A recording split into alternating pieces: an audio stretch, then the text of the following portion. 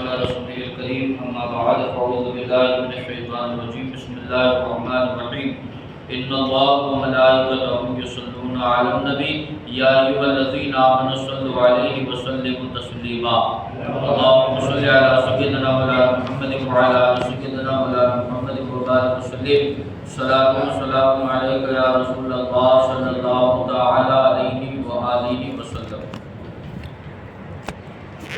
حضرات نے پانی کے متعلق مسائل سماعت فرمائے، مزید اور مسائل پانی کے متعلق سماعت فرمائی.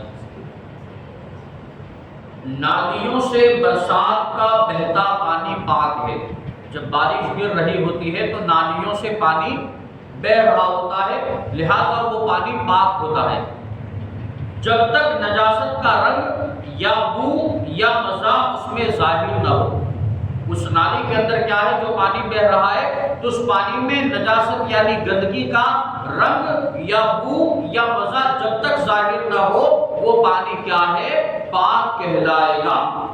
رہا اس سے وضو کرنا، تو اگر اس پانی میں نجاست مرئیہ کے اجزاء ایسے بہتے جا رہے ہو کہ جو چلو لیا جائے اس میں ایک آدھ ذرہ اس کا بھی ضرور ہوگا، جب تو ہاتھ میں لیتے ہی ناپاک ہو گیا، وضو اس سے حرام اور ناجائز ہے اور بچنا بہتر ہے. نجاست مرئیہ کا مطلب وہ نجاست کو ناپاکی جسے دیکھنے میں آئے، جو ہم کیا ہے اپنی ماتھے کی آنکھوں سے دیکھ سکے کہ یہ ناپاکی ہے، لہذا اسے نجاست مرئیہ کہیں گے. تو اگر کیا ہے نالی کا پانی بہ رہا ہے، آپ اس سے وضو کرنا چاہتے ہیں اور لہذا جب چلو بھرتے ہیں تو کیا ہے اس کے اندر نجاست صاف ظاہر ہوتی ہے، تو لہذا کیا ہے وہ پانی ناپاک ہے، اس سے آپ وضو نہیں کر سکتے، بچنا کیا ہے بہتر ہے. اور اگر آپ کیا ہے پانی بالکل صاف جا رہا ہے اور وہ برسات کا پانی ہے، نہ اس کا رنگ بدلا ہے، نہ مزہ بدلا ہے، نہ بو بدلی ہے، تو لہذا اس برسات کے بہتے ہوئے پانی سے آپ کیا ہے وضو کر سکتے ہیں. نالی کا پانی بارش کے ٹھہر گیا، نالی کا پانی کیا ہے بہ رہا تھا، اب بارش رک گئی تو پانی کیا ہے نالی کے اندر ہی کیا ہے ٹھہر گیا. اگر اس میں نجاست کے اجزاء محسوس ہو یا اس کا رنگ اور بو محسوس ہو تو ناپاک ہے ورنہ پاک ہے.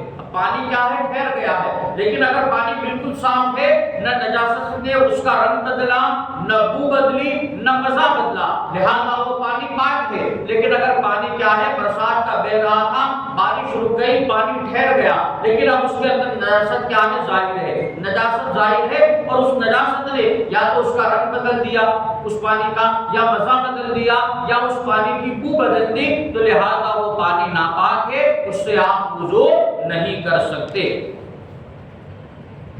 10 ہاتھ لمبا اور 10 ہاتھ چوڑا جو حوض ہو اسے دہ در دہ بڑا حوض کہتے ہیں. آپ نے مسئلہ سماعت فرمایا ہوگا کہ مسجدوں کے اندر جو حوض بنے جاتے ہیں وضو کے لیے، اس کا دہ در دہ ہونا ضروری ہے. اس کا مطلب کیا ہوتا ہے 10 ہاتھ چوڑا اور 10 ہاتھ لمبا. اتنی لمبائی اور اتنی چوڑائی ہو تو وہ بڑا حوض کہلائے گا اور اسی سے کیا ہے وضو جائز ہوگا. یوں ہی 20 ہاتھ لمبا 5 ہاتھ چوڑا یا 25 ہاتھ لمبا 4 ہاتھ چوڑا، غرض کل لمبائی اور چوڑائی 100 ہاتھ ہونی چاہیے. کیا ہے کل لمبائی اور چوڑائی کتنے ہاتھ ہونی چاہیے؟ 100 ہاتھ ہونی چاہیے.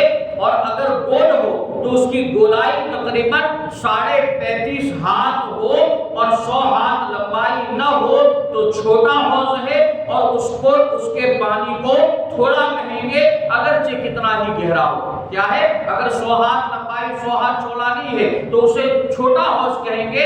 اور کیا ہے اگر اس کی پانی کی گہرائی کتنی ہو لیکن وہ ہمیشہ چھوٹا حوض کہلائے گا. اور بڑا حوض کون سا کہلائے گا؟ جس کی لمبائی اور چوڑائی کتنے ہاتھ ہونی چاہیے؟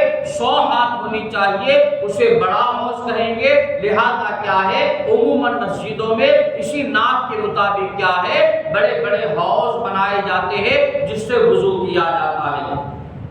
اب حوض کے بڑے چھوٹے ہونے میں خود اس حوض کی پیمائش کا اعتبار نہیں، بلکہ اس میں جو پانی ہے اس کی بالائی سطح دیکھی جائے گی، اس کا کیا ہے جو پانی کتنی اونچائی تک ہے وہ دیکھا جائے گا، اس کی بالائی سطح دیکھی جائے گی کہ پانی کیا ہے کہاں تک پہنچا ہوا ہے اور پانی اس کے اندر کتنا ہے، نہ کہ کیا ہے اس کی پیمائش دیکھی جائے گی کہ پانی 10 کلو ہے، 50 کلو ہے، 100 کلو ہے، اس کی پیمائش کا اعتبار نہیں ہوگا بلکہ اس کی بالائی سطح دیکھی جائے گی۔ لہذا اگر بڑا حوض ہے مگر اب پانی کم ہو کر دہ نہ رہا تو وہ اس حالت میں بڑا حوض نہیں کہا جائے گا۔